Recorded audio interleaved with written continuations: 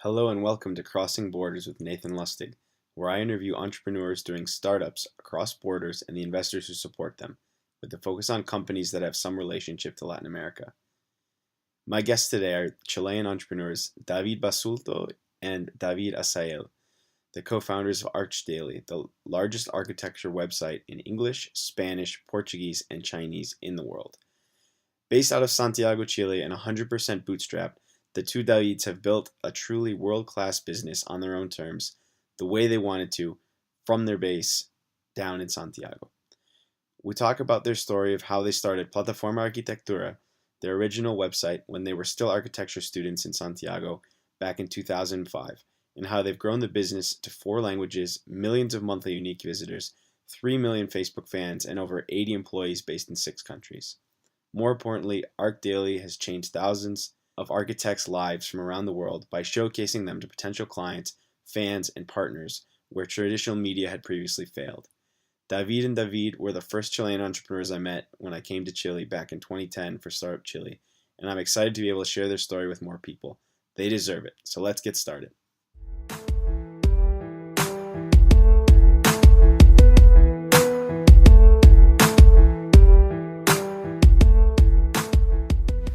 Hello, David and David. Welcome to the podcast. Thanks for being here.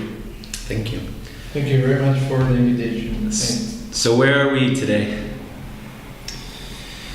Well, as Archdaily, today we continue to grow in traffic, but most importantly, we continue to focus in our mission, that it is to bring inspiration, knowledge, and tools to the architects who will face the tremendous challenge of the rapidly growing cities, especially in emerging economies. We do that from our HQ in Santiago, but also with satellite offices around the world. So describe your office here in Santiago. You have a pretty unique setup. Yes, well, when we started this company, we had this vision of what a startup should be, to have a very nice space to work. Also in that image there was a pool, so we were very lucky to find this house. When we started to grow the team, this is our second office. And here what we saw was a lot of flexibility, a lot of freedom. This is a house that has very open plans and also a lot of nature that for us is super important. We're also right next to the third largest urban park in the world, so we're trying to be very connected with the nature. And actually the other offices that we have also share the same. Even if they're in co-work spaces, we look for places who are not an office plan, but rather old houses that have been turned into co-work spaces and that also have a lot of nature. And where else do you have offices around the world? Today we have offices in Mexico City, in Bogota, in Lima, and we have full-time staff working from Sao Paulo, Beijing, New York, and London. Wow, you guys have really expanded since we first met about 6 years ago. Well done. Yes, thank you. So let's go back to the beginning. How did you guys start this business?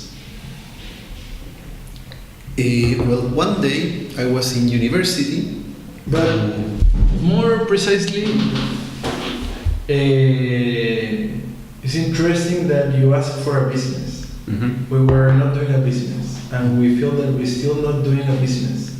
Like, we're doing a project that is a business at the same time, but it's, for us, much more interesting than just doing a business. So how we started? one day I was at university and a friend told me, hey, you know David Assael? Oh yeah, this guy with long hair who's doing the masters in urban design. Yeah, he wants to talk with you. Can I introduce you to him? Okay. So I went and he told me that he believed that through information we could improve the quality of life in cities. At that time I was studying architecture, but I was also very related to the internet, to tech blogs, and I told him, yeah, I think that through information you could do that. He told me his idea, how he could do it, And that was the time when the blogs started to appear. But rather than the blogs, that you had the possibility to, with free tools, create a media on the internet. And I told him, yeah, you're right, you can do that. And maybe you can do it this way. And we started doing that since that day. And it has evolved into what Archdaily is today. So what year was that? This was in late 2005. And we started doing this in Spanish as Plataforma Arquitectura in 2006. And why do you think that two architects still in school decided that they could start a project that turned into a business, especially in a country like Chile where a lot of people who are in school, they take the traditional path and they want to go work for an architecture firm or they want to work for a bank or a construction company. What made you guys different or set you guys apart? Well, as David just said, for us this was like a hobby rather than a company. We didn't start saying we want to build a company, but rather how we can influence the city. And at that time, as we were graduating, then we started to teach at university. At that time we were young, so it's very cheap to live with the university salary and doing some side jobs. We could do that. And we just started to put a lot of our energy into this because it started to grow very fast, like in a way, in a viral way, because architects start to tell other architects that here there was a place where they could find knowledge and inspiration. And we were doing that because we really liked it. We started to do the kind of content that we wanted to have access to. Because at that time, architectural knowledge was in the form of books and magazines that were not produced in Chile, that were produced in the architecture centers of the world, and that had the issue that they were very expensive, and also that the knowledge that was contained there was related to that network. So when you look at that from Chile, to have access to that was very expensive. It took time for that to arrive here. And also the kind of content that you see, it was very good, but was not related to also the good architecture that we are seeing here in Latin America. So we saw those issues applied to something physical, and we thought how we can do this in a digital way. So we saw the opportunity to have a free platform, free distribution, because the internet in a way is free. And this started to work very fast. We started to put a lot of energy on it, and the architects started to a very strong word of mouth. So that's when we saw that this could become into something larger. How quickly did you start to have people reading the blog outside of Chile? Very quickly. Very quickly, and because you ask this context of Chile, at the beginning I would have been very few times out of the country at that time. David had gone to his master's in Europe, and we had a certain view of the world, but here in Chile it's hard to think globally. The culture is very isolated, and geographically we are super isolated. You can see our wall anywhere in the country. You know that your limit is there. But when we started with the website, we also included a web counter, because we didn't have Google Analytics at that time. We started to see that there was people from other countries accessing our website, and this was super strange. Then we started to understand this impact. And at the beginning, all the content that we were publishing was from our immediate network, young architects that we knew, our former TAs, our former schoolmates. And it was a Saturday in the afternoon, which we were working at university, and we said, what if we start to contact people who are outside Chile and invite them to share their content, their knowledge here? And we sent an email to a Norwegian architect, and after a few hours, he answered, he shared all his projects with us, and then we said, hey, this works. It is just as simple as sending an email. And we started to do that, but all the time sitting here in Santiago. And we learned the power of the email. Very powerful. Do you have any specific advice about the emails that you sent, or why you think it was successful? For me, the the biggest advice is do it. Many times people say, no one is going to answer, maybe I shouldn't send it, but it does work. Everyone thinks that people receive so many mails that they are never going to answer. But the people that we think that they receive most, they don't, and they answer. And so when you started getting interesting architects from abroad putting their information in the platform, how quickly did you realize that, hey, this could be something big, this could be something that could influence architecture, not just in Chile, but around the world? An interesting inflection point was that we started to have this very organic growth, and our site was ranked as the most read in Spanish in the web sphere. And we said, this is very strange because Mexico and Spain are very big countries, and they do have large editorial companies, media houses. So how come this is happening here and not there? Should we go there? And we started to think about these things. Maybe we should, I don't know, open an office in Mexico at the time or Spain. But the other thing was that there was this Spanish architect who published his first work with us, which was very interesting. And he sent us we published his project on the 19th of February of that year, 2008. And on the 22nd, he sent us an email telling us, I'm very thankful for being on your platform because after these 3 days, more than 14 physical publications from around the world have contacted me to showcase my work. And he told us later that these 14 publications were from Italy, Japan, the US, and China. Wow, so after 3 years, you were already very well known internationally. Yes, but the most interesting there is that we were doing this in Spanish at that time. Wow. So all this media started to find access to a new world of architecture through something done in Spanish. We're very used to have to translate from English into Spanish all the important knowledge. But now we started to flip the table. It was then having to do the effort of translating, and when that started to happen, we said, maybe we should do this in English, because no one is doing it. The magazines at that time, they wouldn't share their content online because that goes against their business model. We were born on the internet. And that's when we decided to start the English version, and we went from Plataforma Arquitectura to Archdaily. And what year was that when you decided to go the English route? 2008. 2008. And were you both full-time working on this by then? At that time, with Archdaily we started full-time. That's the time when we hired the first person. And we worked from Monday to Thursday. Yes. So for the first 3 years, it was just the two of you? And then we had some collaborators, but just people who were really into producing content, who were very interested in this from an academic point of view. But at that time, it was the two of us and a designer who wanted to learn how to do things for the internet. She created our first logo.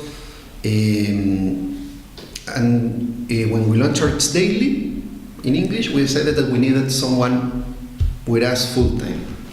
And then came our first project editor, and we started to grow since there.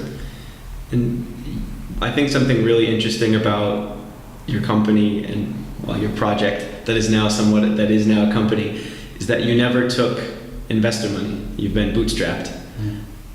Can you talk about how you financed your first employees and you guys starting to live from the business? Yes, for sure.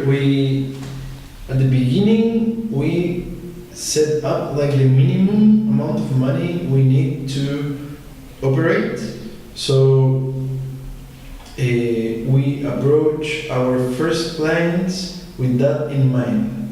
So we were 3 plus the hosting and maybe that. We said we need, for example, $3,000 per month to just operate. So we start from that point, and I believe that with this approach that we have never had like a very big, how to say, surplus of money. We have been very, very lean. Yeah. So now we are nearly winter and we are cold in this office. So I believe that this is something that for us has been very, very interesting in a way, or for me, that we have developed a way to do our business that we don't have very big risk. We can grow in the world doing what we like to do. We don't depend on others, and we always manage our cost. So when we invest, we know that we have very scarce resources. So we always try to have our best our best return over investment, because it's our money. And when it's your money, you really take care to be efficient. Yeah, you're taking all the risk. You have the skin in the game to make sure you're not wasting the money. But also, I believe that is something that is given because we are from Chile. And at the time when we started, there was not a VC market here. It's not a VC market now, but there were no banks for us, no nothing. So we didn't have many options. Yeah, I remember when I got here in 2010, I met with all of the investors, and there really wasn't anything that was good. I can't imagine what it was 5 years before. Can you guys talk a little bit about the ecosystem in Chile for tech, and then investors, if you see it from 2005 when you guys got started? I mean, then people must have looked at you funny. I mean, did your family say, what are you guys doing with this, instead of going to get a job? Anything like that? For sure. I believe that at the beginning we were just doing what we wanted to do, and we more or less what we're doing now. And what happened is that after that appeared, like for us in our horizon, like Silicon Valley and whatever, and it happened that we were doing more or less what a lot of people in other places was doing. So it was like, oh, you are a startup and you're doing this. And we were like, really? It's fun and whatever. And as humans, we have that we have to find patterns in everything.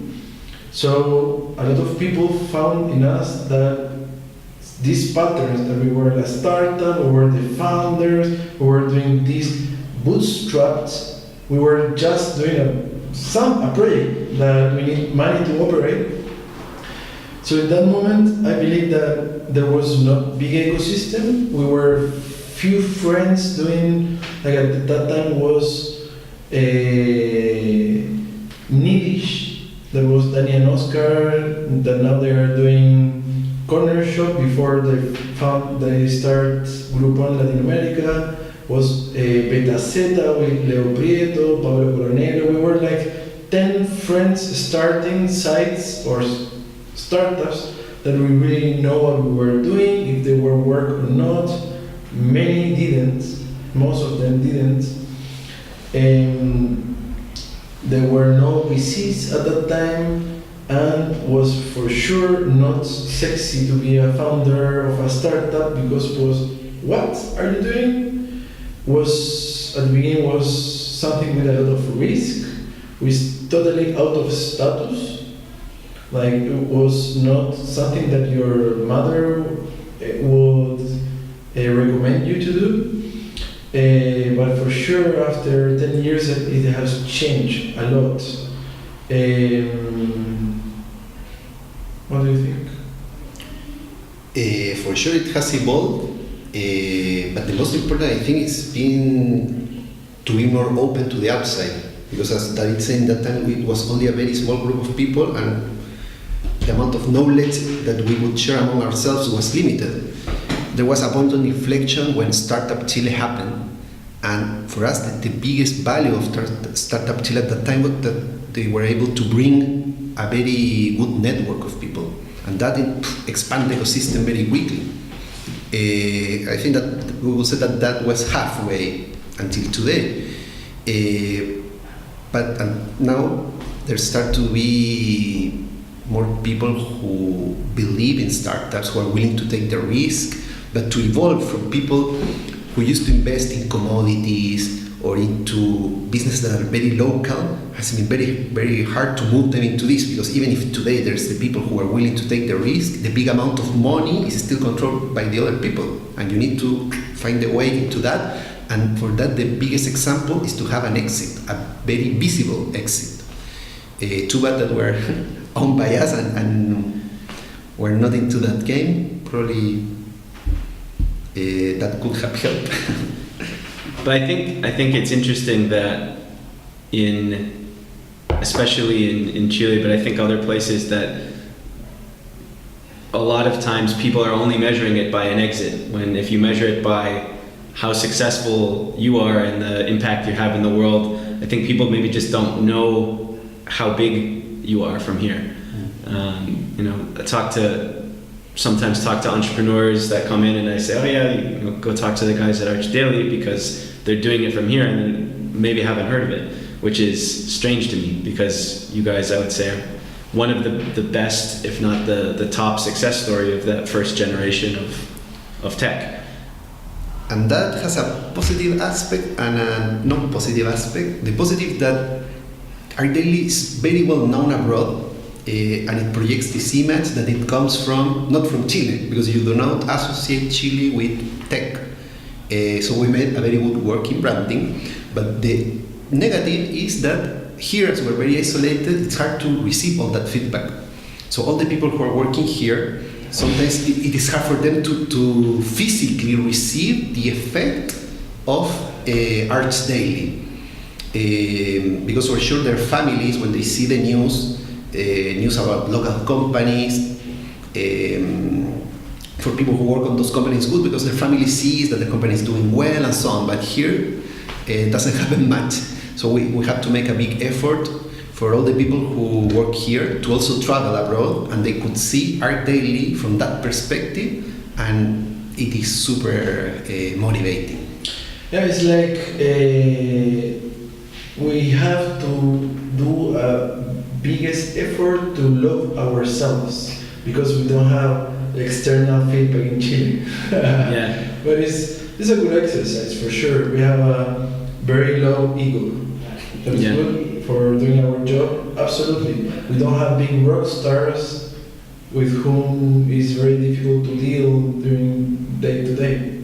So it's great. No, it's really good, and you can see you guys have built a really good company culture here. I mean, that's one of the things, talking about how the ecosystem has changed from when I was starting in 2010 till now. There are more rock star entrepreneurs that I think probably will end up failing over the next year or two, and it's good to have an example of a company that's successful without that attitude. And I think putting the ecosystem the right way. And also I like a point that you brought, that is how to measure that you are successful or not. That I believe that for sure money is an easy way to measure stuff, but we try to measure everything by money. And I believe that in contemporary world we're also trying to measure happiness with money. And this is one of the biggest mistakes that we do every day, and we're failing big related to that. For us, it's really important to be a happy company, and from the beginning, to have a good time doing what we're doing. So at the beginning, we worked from Monday to Thursday, and on Friday was our learning day, and we were watching together TED Talks, talking, so on. And for us, doing that was so amazing because we were learning stuff that we really want to do. And I believe that one of the most important things that we have or we like to do in life is to learn. But if we measure everything in money, it's difficult to have a space to learn. So in a way, we have, I believe, created a place or a kind of oasis where we can learn a lot, try new stuff, or whatever. And how have you continued to do that as you've scaled to offices in like 6 or 7 countries or more, and I think you said 80 employees? How have you kept that up? Because it's very easy when you're 2 guys and maybe a couple more. What strategies have you used? That is our biggest challenge. We have found a very good space that it is to travel because of the reach of Archdaily and our outside footprint. We have to travel, and that is a good time because planes, there's no Wi-Fi so much, and that gives us the opportunity not also to have the time but also the perspective to meet other cultures, to be in different contexts, and we try to maintain that as a very part of how we project the company.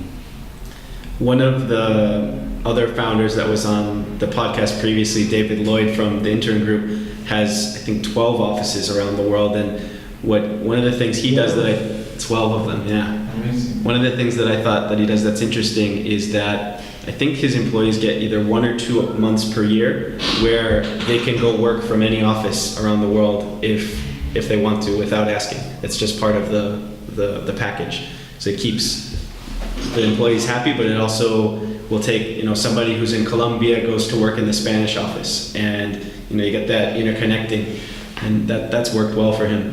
That's amazing. Very good idea. So let's go back to, you've launched the US. But before that, I'm going to try to look for a heater. All right. We'll pause for a second here. All right, so now that we've got a heater going and we're not going to freeze here, we were just talking about, you had just launched an English version. How did you make that popular in English? Because all of your content before was in Spanish. What were the steps you took to make it go, and how fast did you see results? Well, at the beginning, we saw this effect in which we started to share things that were of value to the architects, and architects started to share it because they see the value on this knowledge, but also it is because it was their projects. So the architects who will publish, they will share to other architects.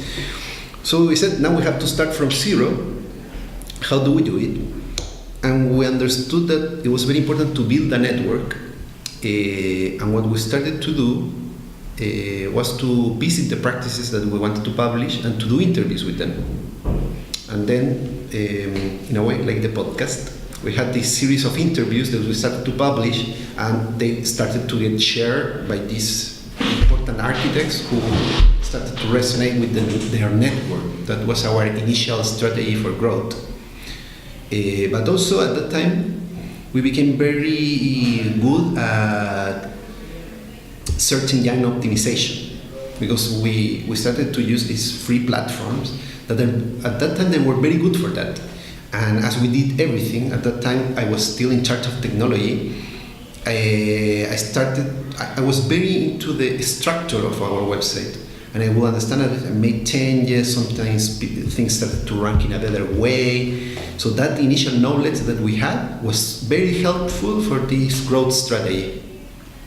And how quickly did it grow? It grew very fast. The curve was very steep at the beginning. And at that time, still today we use Alexa as our benchmark for websites, and we noticed that the biggest publishing houses that at that time were the main architecture websites, they were our benchmark. And we said, yeah, we made the most read website for architects in Spanish. It took us like a year and a half. Let's do the most visited in English, and let's do it in 2 years. It's a steep goal. Yes. And we were constantly looking at our metrics against the benchmark, and we started to get very close very quickly. And we passed the former number one in 18 months. Wow. So only 18 months to go from zero traffic, nothing, to the number one in English for architecture. But for us, the important perspective at that time was that none of the architectural knowledge providers were having a strong internet strategy, because they were still selling physical things. So for them it was very hard to say, goodbye physical, let's go completely online. No one was going to do that. So we very quickly find a space, because there was the necessity. And we applied the same that we were doing in Spanish. It was exactly the same, but just in a different language. And so how fast did you have to grow the team if you went from 0 to number one in 18 months? From 3 to 5. So not much. We were doing exactly the same, and that was interesting, because we saw very quickly we understood that it's not that we had to do the double of the work. We started to have a lot of economies of scale doing this into 2 languages. And the interesting thing was that we were not just translating from English to Spanish, but also from Spanish to English. And we started, as we were the most visited platform, we started to give a lot of exposure to what was happening in Chile. Today, Chilean architecture is very well recognized around the world. And we were the channel that took that into the world, because we were here, we had access to much more Chilean architecture. And Chilean architecture was very lucky that Archdaily was Chilean. Can you talk a little bit about a couple of architects from Chile that have become famous outside of the country? Well, I think that the best example was this Colombian architect that I told you before, which went through this rapid recognized outside of the world. But Chilean architects, there were so many at that time. I remember that, for example, Sebastián Irarrázaval, who's very well known today, he started to tell me, hey, I'm receiving inquiries from all over the world. But also a case that for me is very important was an Ecuadorian office, because as I told you, we're doing these interviews and we got very good at interviews. Everywhere where we go, we will interview architects. So one day we had the opportunity to go to Quito and I interviewed these Ecuadorian architects, and I had never done this question to someone. I asked them, has Archdaily Plataforma helped you somehow? And they told us a bit their story. 2 young architects with very few built works. At the beginning, they did a very interesting house done with cheap materials, local labor. It didn't need air conditioning.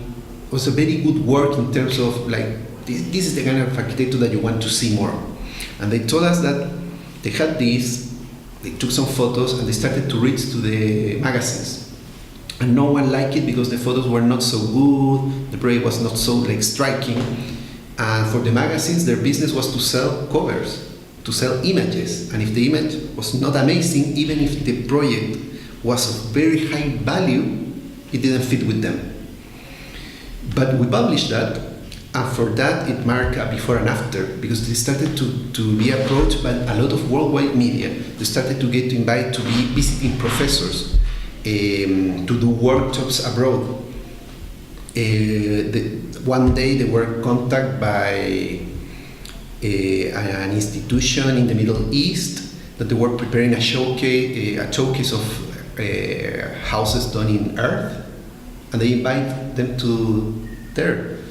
After a few years, they won the best architecture detail in the world with a school that only cost $200. Wow. And when we started to see this effect, it's not just that we gave them the platform to have a global recognition, but also we made the world aware that perhaps an architecture that is more humble, that didn't fit with these magazines, these glossy magazines, existed. And we started to receive many emails from architects I remember in the US, from respect practices that were saying, hey guys, I'm super grateful about Archdaily because you're showing me a world of completely new things that I didn't know that exist. There's so much fresh things, so many innovation here. And then we started to understand we were giving access to people who usually are in more constrained contexts, who are forced to innovate. And the problem is that they don't have networks. So as we are here in this more constrained context, we were able to weave a network with them, and because of Archdaily is not selling flashy covers, we were just providing valuable knowledge to architects. This found its place into the world, and that effect of being a platform was very true to what we initially called our company in Spanish, Plataforma Arquitectura. That's a really cool story. So, how long did it take you to decide to do Portuguese and then Chinese?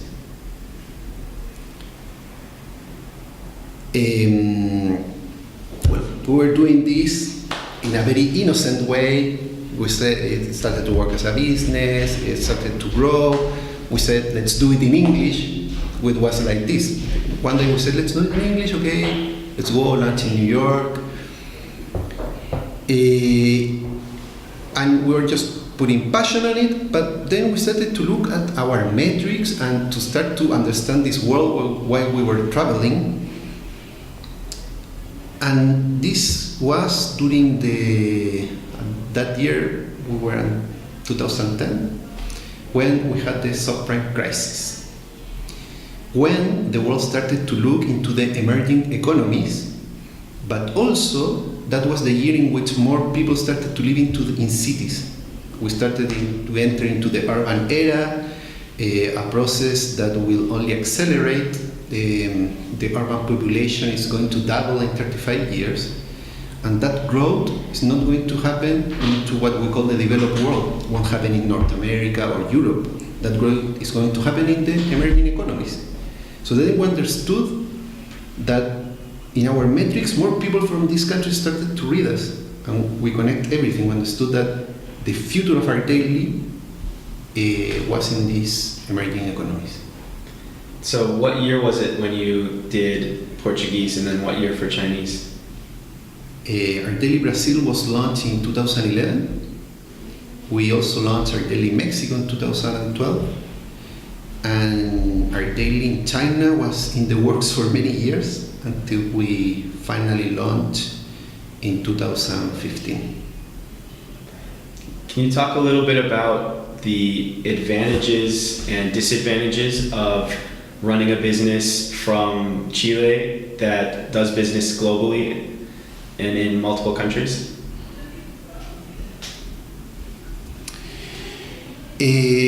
Well, one of the main advantages is that here everything is harder. So that gave us a very good training. Here we don't have access to the talent pool that there is in Silicon Valley, or you don't have access to the amazing people that it is there, what we were talking about the ecosystem. Here, if you want to have a good internet connection, it's not easy. I struggle a bit. So, for example, that made us to be super efficient into our compression, data delivery. So that training really helped us. Also, that took us to do a lot of travel that create this learning space for us that is super important. So it's constantly a disadvantage that we turn into advantages. Being here everything so hard that we have to invent many things. The disadvantage is that we perhaps have grown slower than if we would have been elsewhere. But we're also we really value being here because being outside of the networks also makes you perhaps think even more global. When you're in the US, the world or your first market is the US. When you're in Europe, it is Europe. For us today, the US is as equally as important as what is happening in terms of architecture in Vietnam, Iran. So for us, everything is foreigner. And to be in this periphery of the world gives us a very good perspective.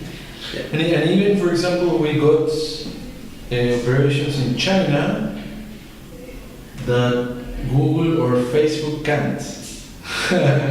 So we have a different approach that in many ways it works for us. So I was thinking, he was saying that we're outside the networks, now we're outside many networks for sure. So we do things in a different way. Many things we do them in a different way. So we're inventing here many stuff that has been invented before, but we don't know.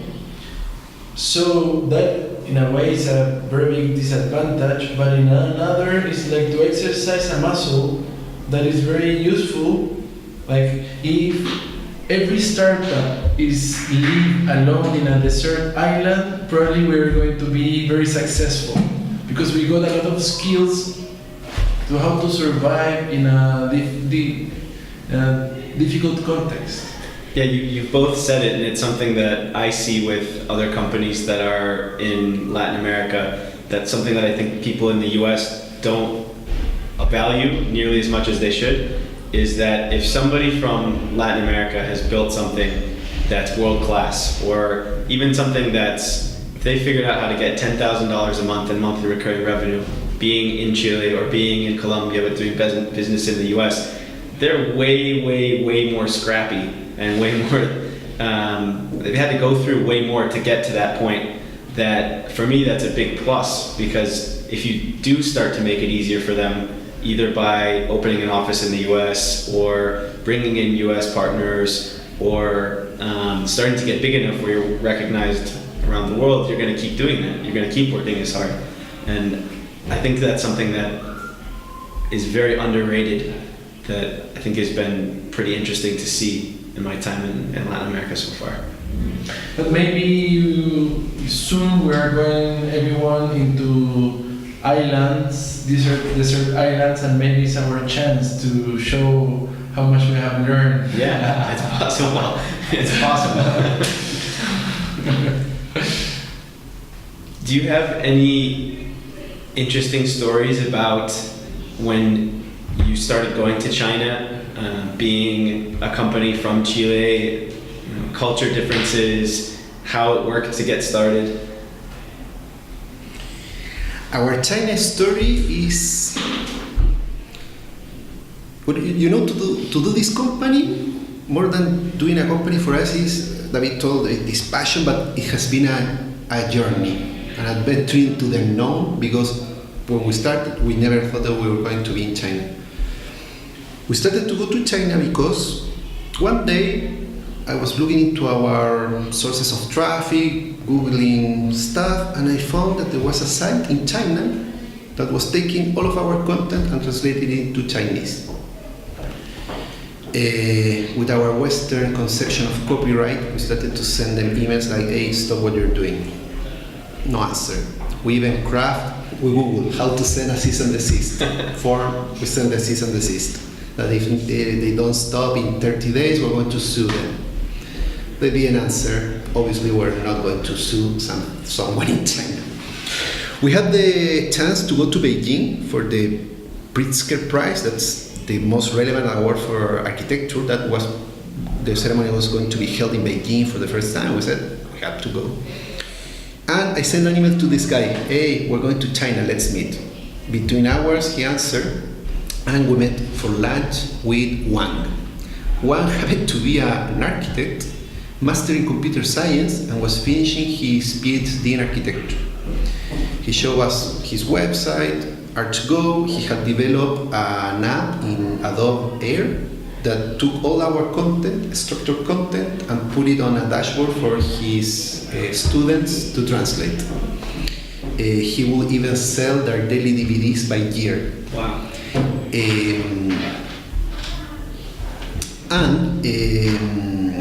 We told, hey, Juan, what are you doing? You're stealing our creation. And Juan told us, Archdaily is a super useful tool. And many architects really need it here in China. But the problem is that it is in English, and not so many people speak English. So I'm doing you a favor to read more architects. So all these translations are yours. And then we understood it. We were underserving the fastest growing market in our industry. So someone saw the opportunity and took it. And they made it because there was a big necessity.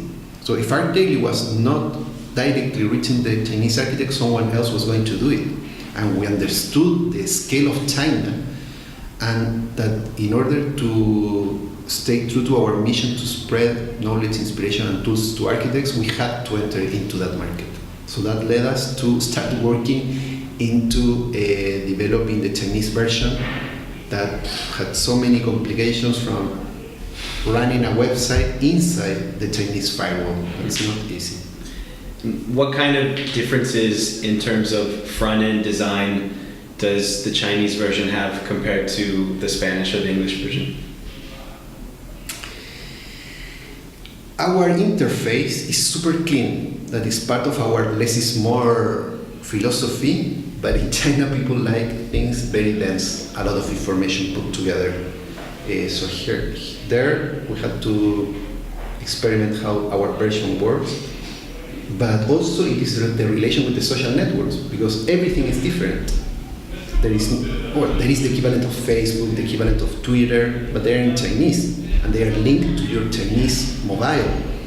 And China also is very mobile, because internet arrived to them very early, very late, and it arrived in the form of cell phones. So we had to adjust to that, and for example today, we are constantly moving between our desktop and responsive version and our WeChat channel. What's the breakdown between the WeChat channel traffic or importance compared to the website? Today, I could say that we have the double of traffic on WeChat that on the web. That's really interesting. And so we've talked about how fast you've grown in different countries. How did you support all that growth? How did you put a business model on top of it to be able to grow to 80 people and not have to take outside money?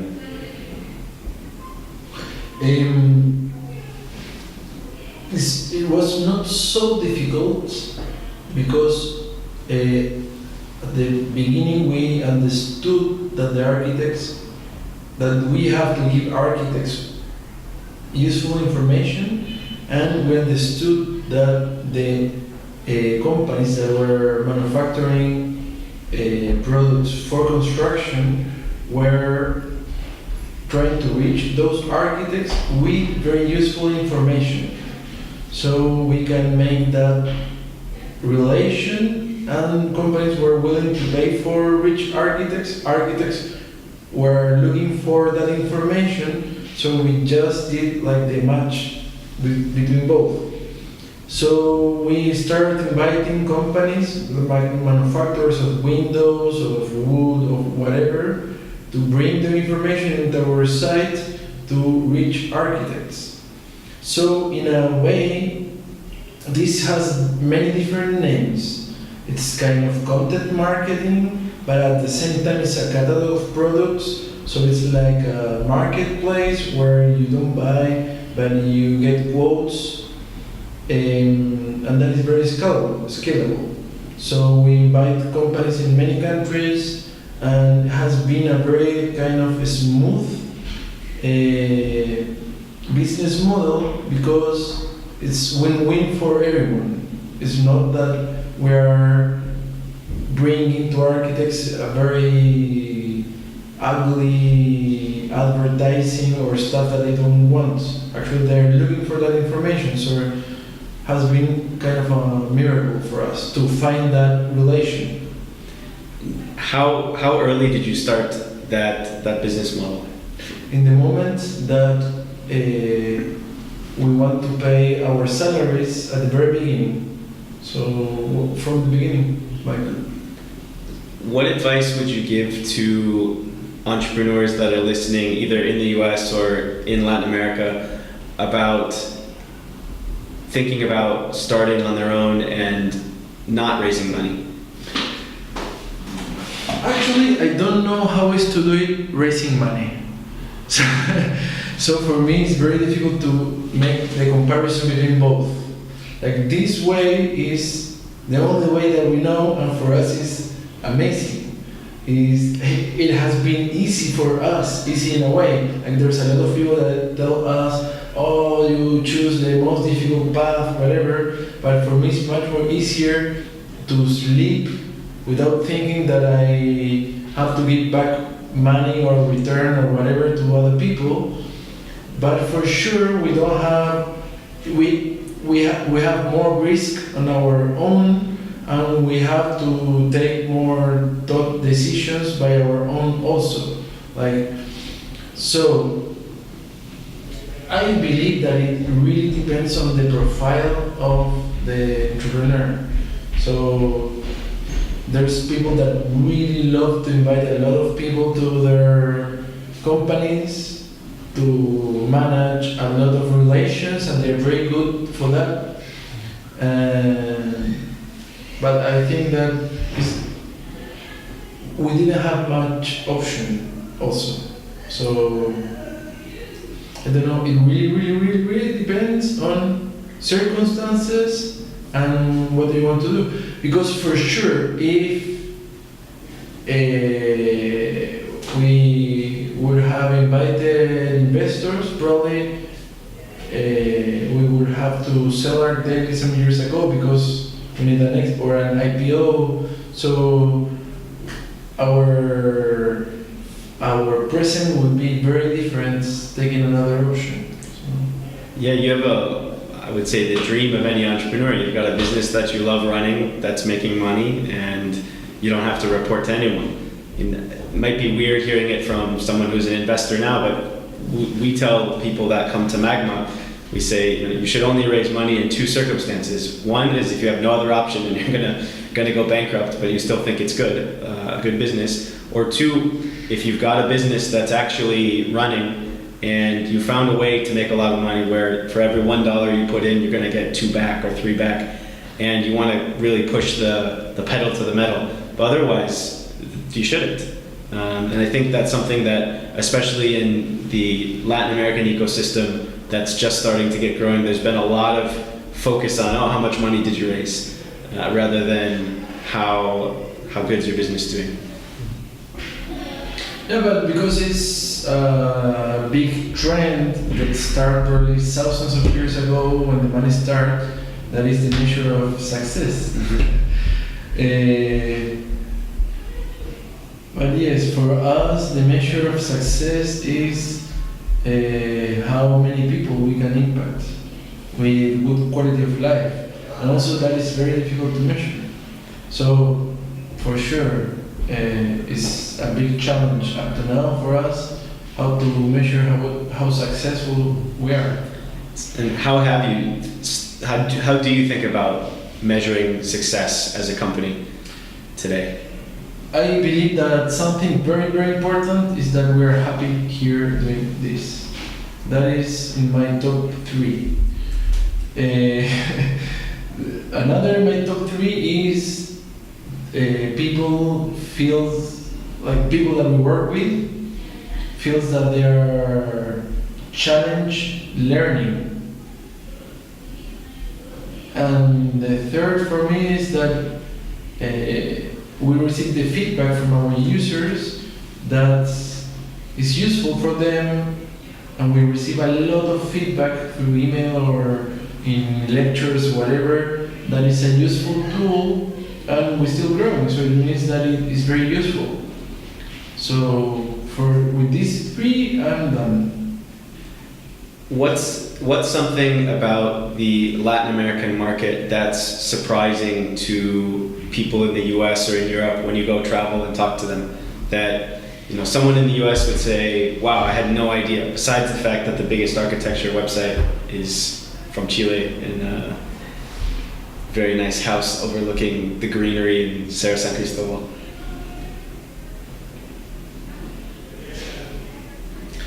I don't know. There's life outside Silicon Valley. But I don't know, as Triggy told you before, we try to travel a lot, and what is happening in China,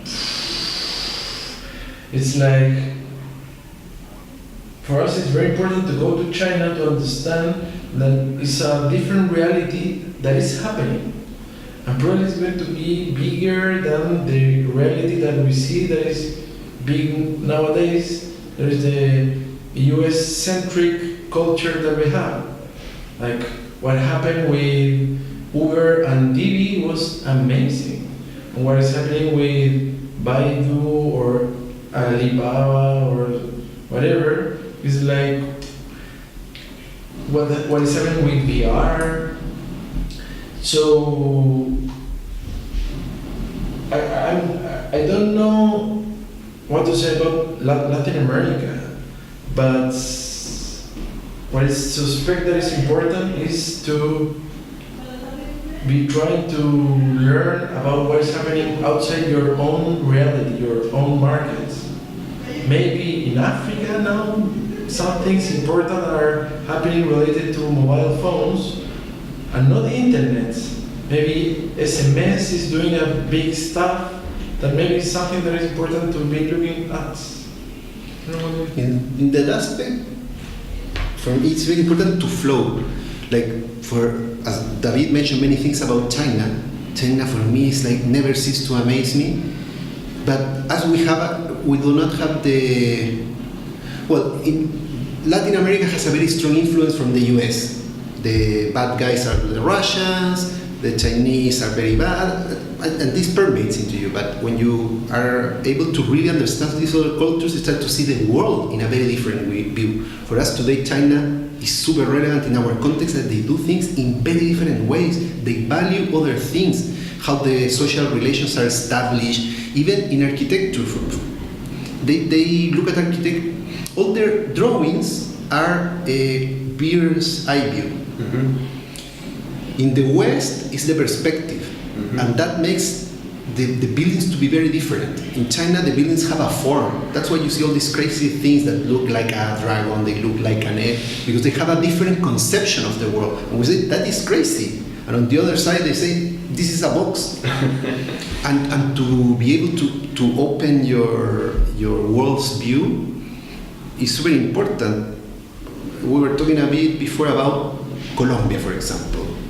When I go there, I feel really connect with the roots of Latin America. And even I'm here in Santiago. It's a city that has become a very international. So sometimes I feel disconnect from what is really to be Latin America. I go there, and for sure those learnings are somehow translated into how we do Archdaily. How about going back the other way? What would you tell a Latin American entrepreneur, somebody that's in Chile, Colombia, Mexico, Uruguay, Argentina, what's surprising to you when you first started doing business outside of Latin America?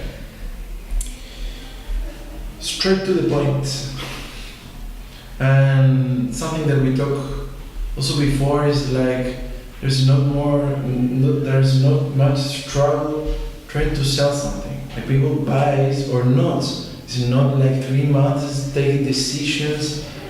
That is nice. In that aspect, I think this is a very important between this US view and this other view. The US developed the remote sales very quickly. This large country developed a growing infrastructure. To sell goods, you will rely on the phone or the catalog. So it's a culture that is very used to buying, and now they do it online. Here in Latin America and also in China, things are very relational. Like sometimes you need to see a face, you need to establish a bond. The sale happens in a very different way. So if you start from Latin America and you start to go to a market like the US, you need to be very aware of how the US works. You need to understand it. The same way that you have to understand China and everywhere, but you really have to understand it because if you apply the same Latin American kind of relation, you are not going to make it. The same when you approach from the US into Latin American countries, you have to adapt. For example, the payments. In the US, credit card payments super easy.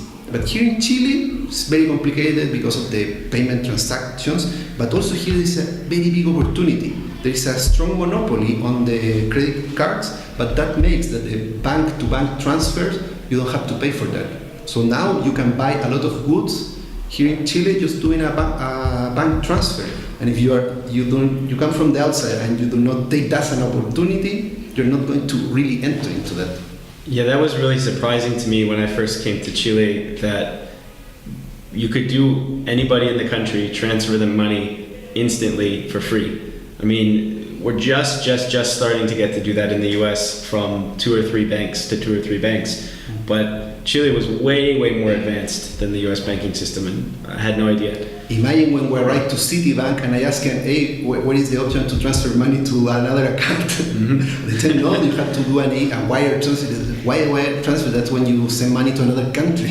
Yeah, it's amazing. There's one of the other things that I think is very surprising, or was surprising to me, is how much better the Servicio Impuestos Internos, the Chilean IRS, is than the US. I mean, you pay your monthly taxes online, your final year-end taxes are online, it's a simple form.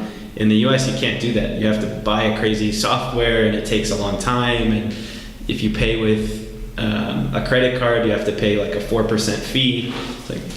There's a lot of interesting infrastructure here that was surprising to me that I didn't know about. That's much more advanced than the US. That is interesting because, it is related in the US. Trust is very important, and you cannot lie. You lie to the IRS, you got problems. You got deep problems. Here, now you're going to say. But now they created all these platforms so you could not cheat. You had to have the invoice digitally stamped by the tax authority online and all these things, so people would not go against the system. Mm-hmm. And it's important to understand that because in the US you really cannot deceive people. Well, I know you guys have to run here in a little bit, so I wanted to see if you had anything else you wanted to talk about on Archdaily. What are your plans going forward? What's the next year or 2 look like for you? I think that today we're on a very interesting milestone on the internet in which social networks and, let's say, subsets of the internet have become much more powerful than the internet itself. Facebook, it is a different internet, we would say. WeChat in China is another special internet. Today we're trying to learn how to become less dependent on that and strengthen our one-to-one relation with our users. That means to be very focused on growing one of our subscriptions and starting to become much more of a service to architects. Do you have any ask for the audience? Are you hiring people? Are you looking for help anywhere in the world? Things that someone should be interested in? Well, right now we're really growing our remote operations, focused in the US and other Latin American countries. So we're constantly hiring. So archdaily.com/jobs is a place that I would really like more people to visit. And if you're interested in working in an exciting country such as Chile, there is a good opportunity. Yeah, definitely would recommend working here. It's a great opportunity. Do you have anything else you guys would like to add?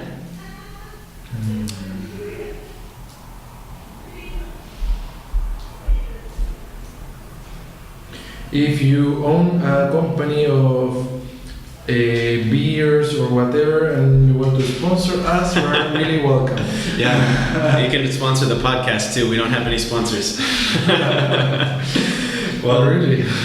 Thanks a lot for both of you guys for taking the time to do this conversation. I really enjoyed it. Would hope that we can do a round 2 maybe a year from now, 6 months down the road. There's so much more that we could get into. You guys have really interesting perspective in Latin America, and congratulations for the site you built and the business, even though it started as a project. Thank you very much, Nate. We're very proud about our business. You should. Really. Thanks.